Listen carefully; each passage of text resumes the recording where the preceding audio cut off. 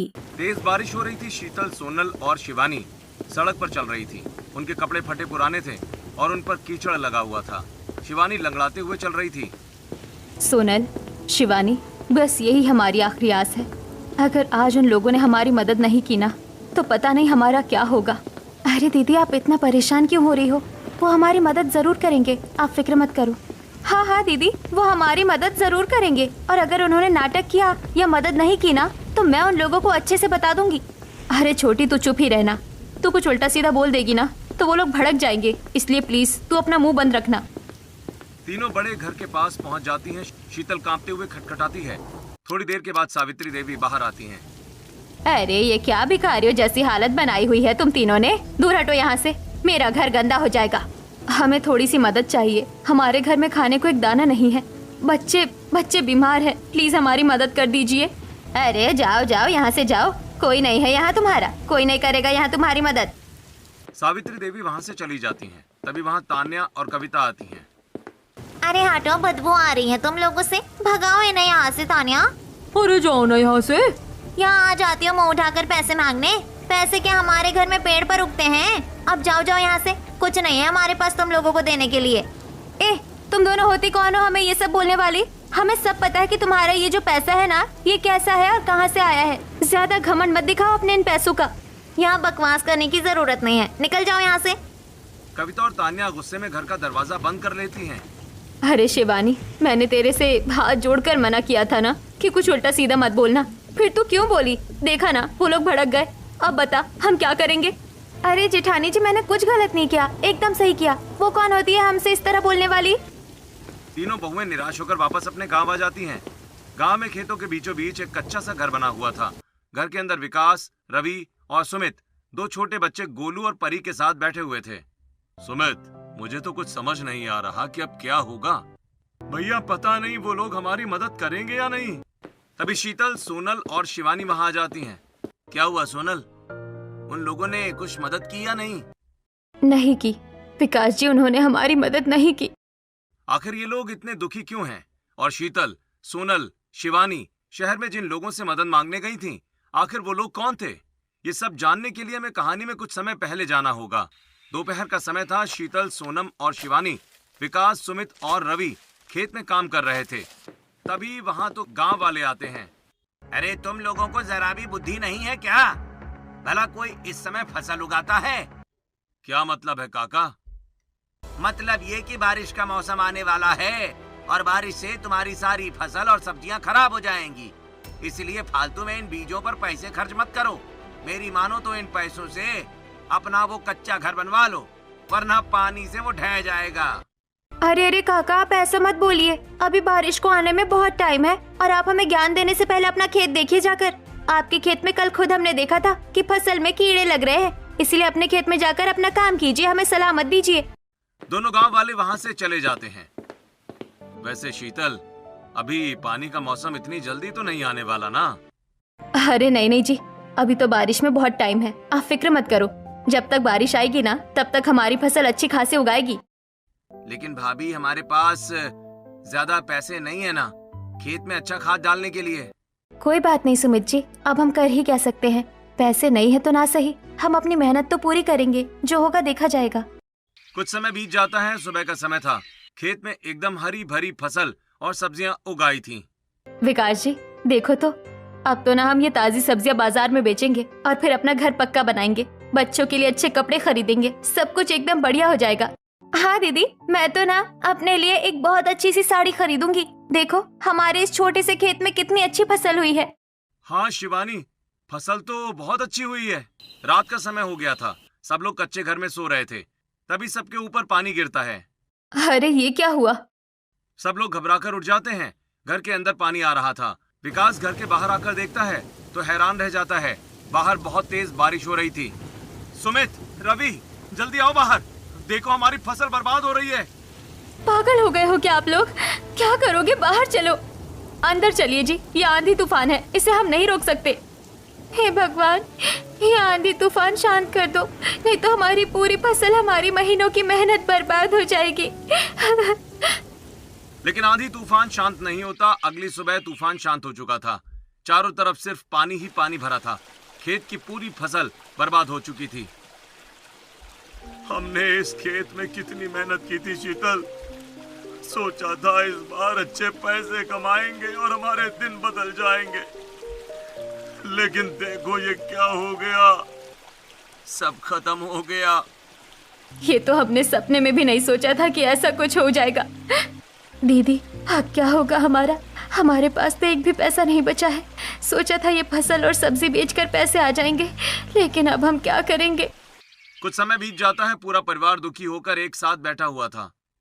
शीतल, हमने पूरा गांव छान मारा, लेकिन गांव में तो पहले से ही बारिश से तबाही मची है। किसी के पास कोई काम नहीं है। फिर हम शहर भी गए, लेकिन वहां भी कोई काम नहीं मिला। हम कल फिर से जाएंगे। लेकिन सुमित जी, आज रात को क्या खाएंगे? घर में बिल्कुल राशन नहीं है। शीतल उठकर किचन में जाती है और आटे का डिब्बा खोलती है। वो पूरी तरह खाली था, बस उसमें थोड़ा सा आटे का चोकर पड़ा था। बस यही चोकर बचा है, आज इसी से रोटी बना लेती हूँ। शीतल उस चोकर से रोटी बनाती है और सभी चोकर की बनी हुई रोटी खाते हैं। अगली सुबह दोनों छोटे बच्चे रो रहे होते हैं।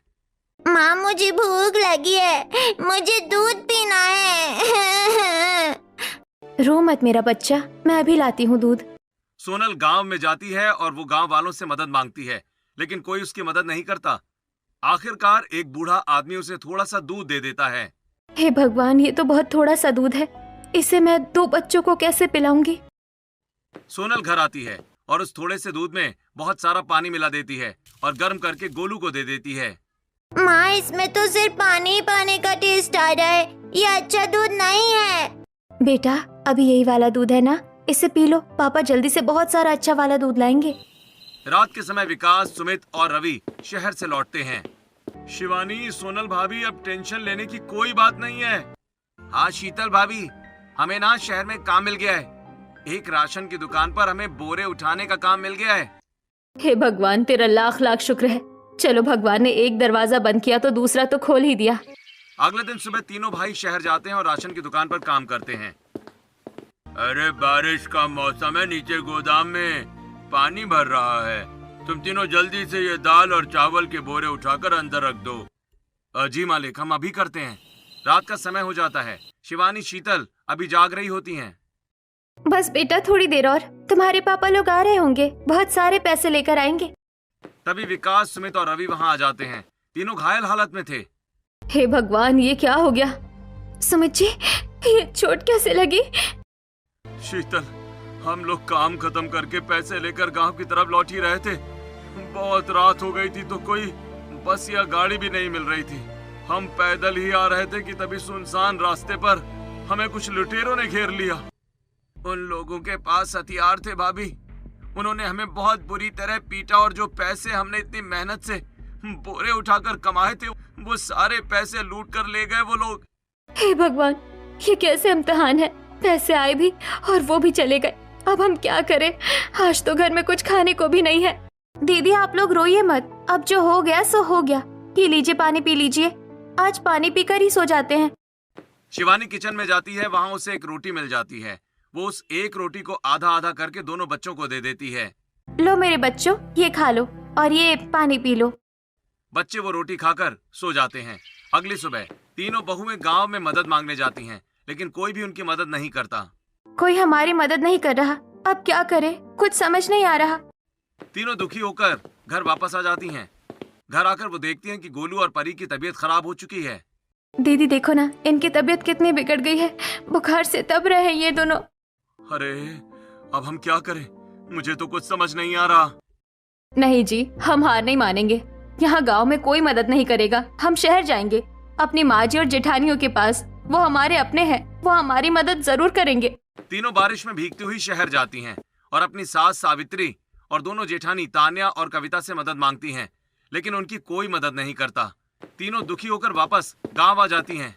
मुझे तो पहले से ही पता था कि वो हमारी मदद नहीं करेंगे, लेकिन फिर भी हम गए। तुम्हें याद है शिवानी, जब ससुर जी का देहांत हुआ था तब हमारी उन जेठानियों ने हमारे साथ क्या किया था? हाँ, मुझे सब कुछ याद है। ससुर जी की 13वीं का दिन था। कविता और तान्या किचन में खड़ी होकर बातें कर रही थी। तान्या देख लेना, ये तीनों गवार बहुएं ना अब यही शहर में रहने के प्लान से आई हैं। मुझे तो लग रहा है कि ये यहाँ पर अपना हिस्सा मांगने आई होंगी। वही तो, इतने दिन हो गए हैं लेकिन ये अभी तक नहीं गई। शिवानी दरवाजे के पास खड़ी होकर ये सब सुन रही थी। उसे बहुत गुस्सा आ जाता है। वो रवि के पास जाती है। रवि जी, चलिए अपना सामान पैक कीजिए, हम अभी इसी वक्त यहाँ से जा रहे हैं। अरे शिवानी, क्या हो गया? देखिए ससुर जी की 13वीं हो गई है, अब हमारे यहाँ कोई नहीं है। यहाँ के लोगों को लगता है कि हम उनकी दौलत पर कब्जा करने आए हैं। माँ, अब बाबूजी तो नहीं रहे, तो इन तीनों को बता दो कि बाबूजी जाते टाइम जायदाद के बारे में क्या फैसला सुना कर गए थे। हाँ तो सुनो विकास, सुमित और रवि, वैसे तो तुम लोग पहले से ही गांव में रह रहे थे, तो तुमने वहाँ रहने की अपनी व्यवस्था कर ही ली है और अब तुम्हें परमानेंट वही गांव में ही रहना है, क्योंकि अब से ये शहर वाली जितनी भी जमीन है वो सब कुछ अभिषेक और सौरभ के नाम है और तुम तीनों के नाम सिर्फ वो गाँव वाला पुराना घर और वो छोटा सा खेत है। माँ जी, इन लोगों को शहर की इतनी महंगी जमीन और घर मिल गया और हम लोगों को सिर्फ वो गाँव का कच्चा घर और एक छोटा सा खेत दे दिया। हम भी तो इस घर के हिस्सेदार है ना। शिवानी चुप कर, कोई बात नहीं, हमें कुछ नहीं चाहिए। ठीक है माँ जी, अगर बाबूजी का यही फैसला था तो हमें मंजूर है, हम वही गांव में रहेंगे। शीतल, अपनी इस छोटी देवरानी की जुबान पर लगाम लगाओ। बड़ों के मामले में ऐसे बीच में बोलना अच्छा नहीं लगता। और वैसे भी तुम लोग तो हमेशा से गाँव में रहते हो, तुम लोगों ने मेरे लिए किया ही क्या है? मेरी असली सेवा तो कविता और तान्या ने ही की है ना। विकास, सुमित, रवि और तीनों बहुएं अपना सामान लेकर वापस अपने गांव आ जाती हैं। तान्या चलो, बला टली हमेशा के लिए, अब तो भिखारी यहाँ कभी नहीं लौटेंगे। चलो ठीक है, जो हुआ सो हुआ, कोई बात नहीं। अब हम क्या कर सकते हैं? उन लोगों ने मदद नहीं की तो ना सही, लेकिन अब हमें कुछ तो करना ही होगा। देखो बच्चों की तबीयत बिगड़ती जा रही है। तभी शीतल एक पोटली में से एक अंगूठी निकाल कर लाती है। ये मेरी माँ ने मुझे शादी के वक्त दी थी, अब बस यही हमारी आखिरी आस है। विकास जी, इसे बेच दीजिए, इसी को बेचकर हम बच्चों का इलाज करवाएंगे और सब कुछ ठीक करेंगे। दीदी सही कह रही है सुमित जी, ये लीजिए, ये मेरी अंगूठी भी बेच दीजिए और ये मेरी अंगूठी भी, इसको बेच दो और सबसे पहले इन बच्चों का इलाज करवाओ और दवाइयाँ लाओ। मुझे माफ कर दो शीतल, एक पति होकर मुझे आज तुम्हारी माँ की आखिरी निशानी बेचनी पड़ रही है। विकास, रवि और सुमित अंगूठी लेकर उसे बेचने के लिए निकल जाते हैं और फिर अंगूठी बेचने के बाद गोलू और परी का इलाज हो जाता है। बच्चे अब तो स्वस्थ लग रहे हैं और 4 दिन का राशन भी आ गया, लेकिन अब आगे क्या करना है? हाँ, वैसे भी ये थोड़े से पैसे कितने दिनों तक चलेंगे। हम ऐसा करते हैं, कल सुबह से हम तीनों शहर जाकर काम ढूंढने जाते हैं। अगर कोई भी काम मिल गया तो बढ़िया बात है। अगले दिन सुबह विकास, रवि और सुमित काम ढूंढने के लिए शहर चले जाते हैं। दोपहर का समय हो चुका था। शीतल, सोनल और शिवानी घर के बाहर खड़ी हुई थी। सोनल, शिवानी, देखो बारिश अब थम गई है, अब इतनी जोर से बारिश नहीं होगी, हम फिर से नई शुरुआत करेंगे। अंगूठी बेचने के बाद हमारे पास जो थोड़े बहुत पैसे बचे हैं ना, हम उन्हीं पैसों से अपनी खेती फिर से स्टार्ट करेंगे। सच दीदी, लेकिन हम सब अकेले कैसे मैनेज करेंगे? देख सोनल, अब से खेत की सारी जिम्मेदारी मेरी रहेगी, खेती मैं करूंगी और तू रसोई और घर संभालना। क्योंकि देख, अगर मैं खेती करूंगी तो पूरा टाइम मैं खेत को ही दूंगी, घर नहीं संभाल पाऊंगी, तो तू रसोई और बच्चों का पूरा ध्यान रखना। लेकिन हम खेती करके इतने पैसे नहीं कमा पाएंगे, हमें साथ में कुछ और भी जुगाड़ करना होगा। वहीं शिवानी देखती है कि घर के पास खेत में गड्ढा था जिसमें बारिश का पानी भर चुका था। सोनल दीदी, जल्दी इधर आओ। क्या हुआ शिवानी? ये देखो, इस गड्ढे में पानी भर गया है और इसमें कितनी सारी छोटी छोटी मछलियाँ आ गई है। अरे हाँ शिवानी, इसमें तो बहुत सारी छोटी छोटी मछलियाँ आ गई है। शीतल भी वहाँ आ जाती है। सोनल, तू अभी बोल रही थी ना कि खेती से हम इतने पैसे नहीं कमा पाएंगे, कुछ और भी काम करना होगा। तो मेरे पास एक बड़ी आइडिया है। देख, हम ऐसा करते हैं कि हम ना मछली पालन स्टार्ट करते हैं। हाँ दीदी, ये देखो मछलियाँ तो इसमें पहले से ही है, बस इनकी अच्छे से देखभाल करनी है और इन्हें दाना डालना है। लेकिन ये करेगा कौन? अरे ये मैं करूँगी, और वैसे मुझे ना ये सब चीजें करना बहुत अच्छा लगता है। मैं इन मछलियों को पालूंगी, बहुत अच्छे से इनकी देखभाल करूंगी। डन। तो अब से हम मछली पालन करेंगे और खेती करेंगे, फिर मेरी उगाई हुई सब्जियां और तेरी पाली हुई मछली बेचकर हम बहुत अच्छे पैसे कमाएंगे और फिर देखना हमारे दिन कैसे बदलते हैं। अगले दिन चिलचिलाती धूप में शीतल अकेले ही खेत की जुताई कर रही थी। जोर लगा शीतल, रुकना नहीं है तुझे। खेत जोतते समय अचानक शीतल का पैर एक नुकीले पत्थर पर पड़ जाता है।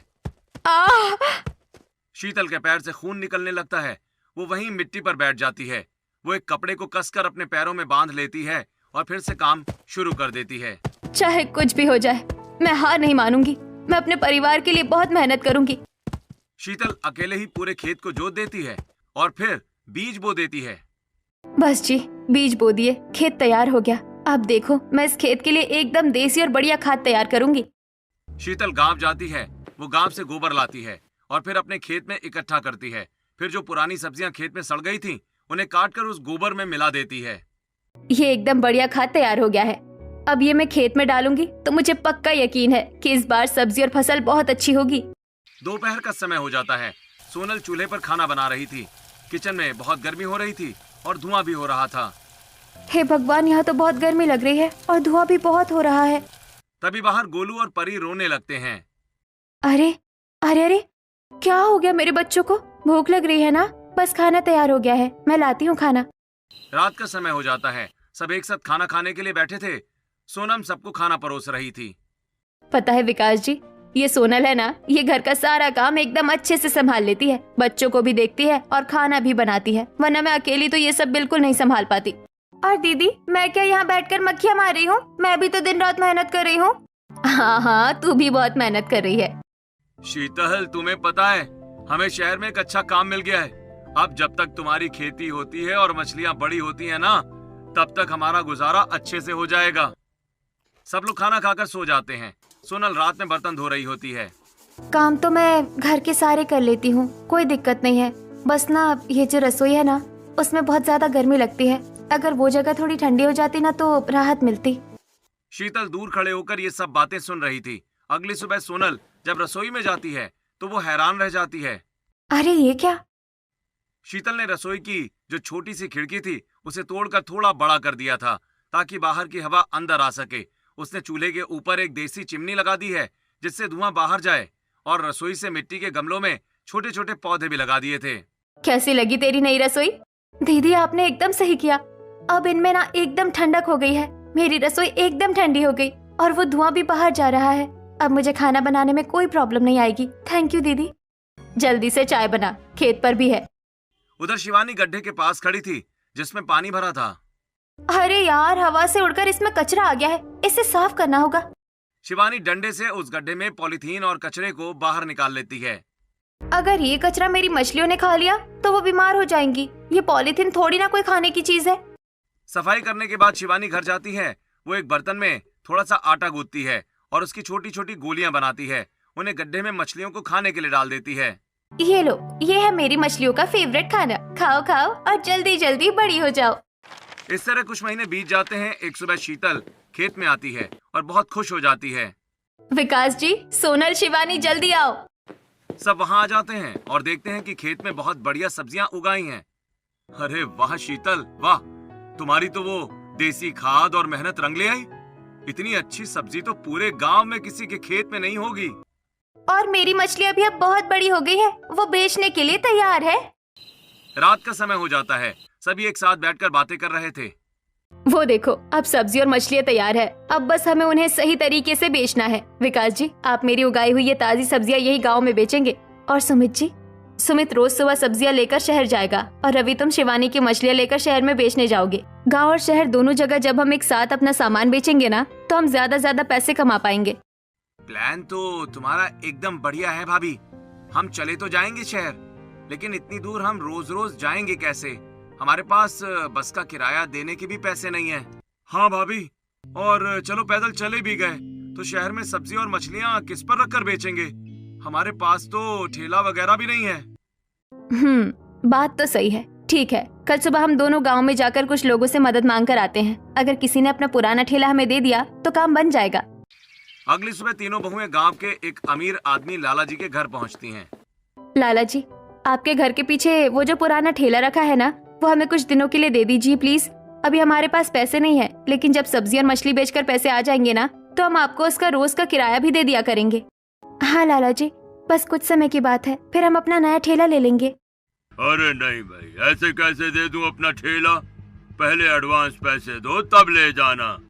तीनों बहुएं गांव में कई लोगों के पास जाती हैं और मदद मांगने लगती हैं, लेकिन कोई भी उनकी मदद नहीं करता। तीनों वापस घर आ जाती हैं। दीदी, मेरे पास एक मस्त आइडिया है। क्या आइडिया है? हम ऐसा करते हैं ना, हम लकड़ी और बांस की बड़ी बड़ी टोकरियां बनाते हैं और उसी में सब्जी रख लेंगे और एक में मछलियाँ ये सबसे सही और सस्ता जुगाड़ रहेगा। अरे वाह शिवानी, ये तो तूने एकदम बढ़िया आइडिया दे दिया। तीनों बहुएं बिना वक्त बर्बाद किए बांस लाती हैं और मिलकर बहुत ही मेहनत से 3 बड़ी बड़ी और मजबूत बांस की टोकरियां तैयार करती हैं। अगली सुबह विकास सिर पर सब्जियों की टोकरी रखकर गांव में सब्जी बेचने के लिए निकल जाता है। हल्की हल्की बारिश भी हो चुकी थी। ताजी सब्जियां ले लो, लौकी टमाटर बैगन ले लो, एकदम ताजी सब्जियां ले लो। ये भाई जरा रुकना, ये लौकी टमाटर दे दो जरा 1-1 किलो। विकास गांव वाले के पास जाकर उसे सब्जी दे देता है। भाई वैसे सही जुगाड़ निकाला है तुमने। अब इस भयंकर बारिश के मौसम में कौन बाहर कीचड़ में सब्जी खरीदने जाएगा। घर बैठे बैठे ताजी सब्जी मिल रही है तो अच्छी बात है। विकास ऐसे ही बारिश में भीगता हुआ पूरे गांव में सब्जियां बेचता है। उधर शहर में सुमित और रवि एक दुकान के पास खड़े होकर सब्जियां और मछलियां बेच रहे थे। ताजी सब्जियां ले लो, ताजी मछलियां ले लो। तभी तान्या और कविता आ जाती हैं। ओहो, ये मैं क्या देख रही हूँ? हमारे घर के छोटे नवाब लोग सड़कों पर मछली और सब्जी बेच रहे हैं। वाह क्या सीन है। अरे भाभी आप? हाँ अरे मुझे तो पहले ही पता था कि तुम लोगों की यही हालत होनी है। तुम लोग इसी लायक हो, मजदूर और भिखारी। अब जिंदगी भर यही काम करोगे तुम लोग। चलो 2 किलो ये बैंगन और 2 किलो मछली पैक कर दो जल्दी से। सुमित और रवि बिना कुछ बोले चुपचाप सब्जी और मछली पैक करके तान्या को दे देते हैं। तान्या सुमित को देने के लिए पैसे निकालती है। हाँ रहने दीजिए भाभी, आप ऐसे मत लीजिए। तान्या और कविता अपने घर आ जाती हैं और हॉल में बैठ जाती हैं। तान्या यार, मैं तो पक चुकी हूँ इस बुढ़िया से। हमारी ये जो सासू माँ है ना, इसने बहुत परेशान कर रखा है। इसका कुछ पक्का इंतजाम तो करना ही पड़ेगा अब। वही तो, सच में इसने हमारा जीना हराम कर दिया है। बस दिन भर महारानियों की तरह सोफे पर पड़ी रहती है और कोई काम नहीं करती। बस जब देखो तब ऑर्डर चलाती है। कविता मेरे पैर दबाओ, तान्या मेरे हाथ दबाओ, कविता मेरा सिर दबाओ। अरे सिर क्या, मेरा तो मन करता है कि किसी दिन मैं इसका गला ना दबा दूं। रात का समय हो जाता है। विकास, सुमित और रवि घर लौट आए हैं। शिवानी, ये लो आज की मछलियों के पैसे। और हाँ, आज ना शहर में तान्या भाभी और कविता भाभी भी मिली थी। फिर क्या हुआ? उन्होंने कुछ कहा क्या? अरे बहुत उल्टा सीधा बोला, लेकिन मैंने कुछ नहीं बोला। फिर उन्होंने मुझसे मछली और सुमित भैया से सब्जी भी खरीदी। अच्छा, तो आपने पैसे लिए थे ना उनसे? नहीं नहीं शिवानी, वो हमारी भाभी हैं। मैं उनसे पैसे कैसे ले सकता था? आपका दिमाग खराब हो गया है रवि जी। वो हमारी भाभी नहीं है। जब हम उनसे मदद मांगने गए थे तब उन्होंने हमारी कोई कदर नहीं की थी ना। और आप उनको अपनी भाभी भाभी बोलकर फ्री में सामान बांट रहे हो। आज के बाद आप उनको एक टमाटर भी फ्री में नहीं देंगे। ऐसे ही कुछ समय बीत जाता है और विकास, सुमित, रवि, शिवानी, शीतल और सोनल की मेहनत रंग लाती है और सब कुछ ठीक हो जाता है। अब खेत के बीचों बीच एक बढ़िया घर बना हुआ था। घर की छत पर सोलर लाइट लगी हुई थी और किचन भी बढ़िया बन चुकी थी, जिसमें एग्जॉस्ट फैन भी लगा हुआ था। सच कहूं तो आज ये सब तुम तीनों की मेहनत की वजह से हुआ है। ये सब तुम तीनों की ही मेहनत का फल है।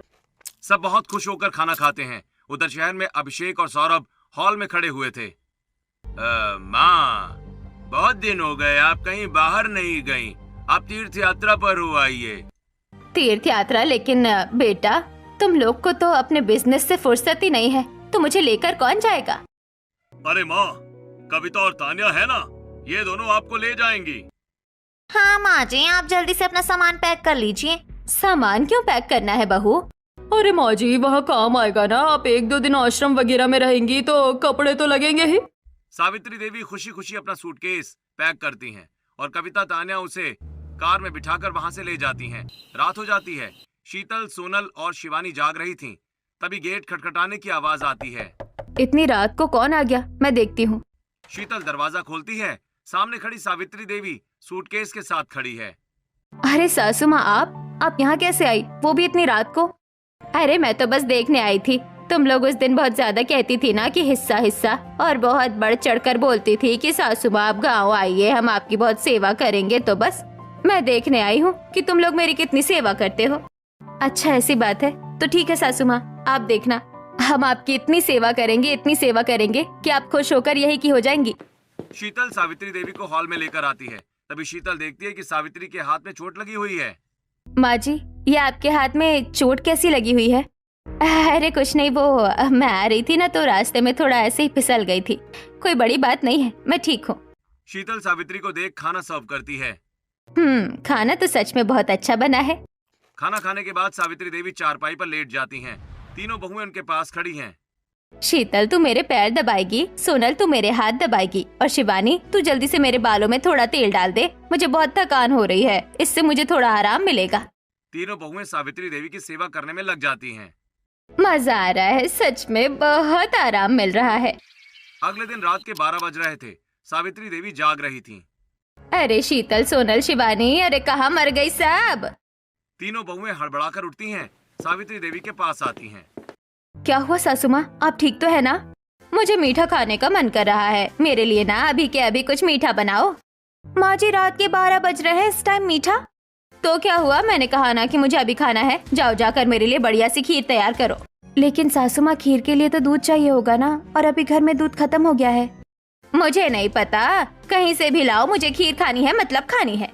ठीक है सासू माँ, आप बैठिए, हम अभी बनाते हैं। शिवानी तू जा रामू काका के यहाँ थोड़ा दूध लिया, सोनल तू चावल निकाल। शिवानी रात को ही गांव से दूध लाती है। तीनों बहुएं रात को ही सावित्री देवी के लिए खीर तैयार करती हैं। उधर शहर में सुमित और रवि ने दुकानदार महेश की दुकान के पास ही अपनी एक छोटी सी दुकान खोल ली है। और सुमित बाबू का हालचाल है? बस लाला जी, सब भगवान की और आप जैसे पड़ोसियों की दुआ है। अरे सुमित बाबू, एक बात पूछे, वैसे तुम्हारी माँ जी कहाँ है? माँ जी? हाँ भाई, बहुत दिन हो गए मैंने उन्हें देखा नहीं।